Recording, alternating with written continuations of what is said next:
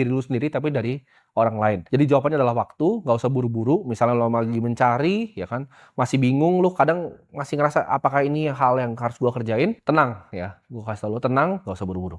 Gua pas masih umur 17 tahun ya, gue mikir bahwa uang itu adalah segalanya. Jadi apa-apa tuh uang, uang, dan uang. Tapi gue pengen kasih tahu ke kalian semua yang masih mulai ya. Gue paham kalian nonton gue ini kalian pengen sukses. Tapi kalian harus paham, uang tuh bukan sebuah tujuan akhir. Tapi uang tuh adalah sebuah alat. Percuma ya.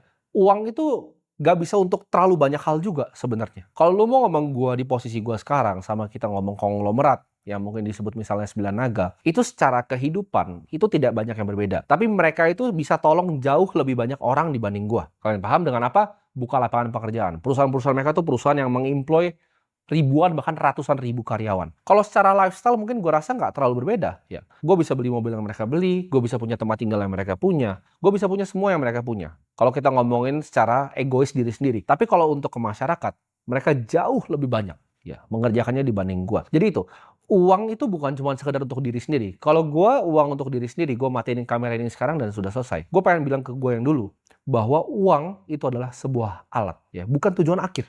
Lu mau pakai uangnya untuk apa? Jangan cuma uang, ya, harta yang lu taruh di bank. Gue tuh selalu mikir dulu, harga diri misalnya gue pribadi, itu dari rekening bank yang gue punya. Ketika gue punya 10 miliar pertama, gue senang. 100 miliar pertama, gue lebih senang lagi. 1 triliun, gue ngerasa kayak gue achieve something. Tapi setelah lewat ke jenjang-jenjang berikutnya, gue baru sadar di situ bahwa uang itu bukan cuma sekedar tujuan akhir, ya, tapi alat untuk lu jadi bermanfaat untuk orang lain.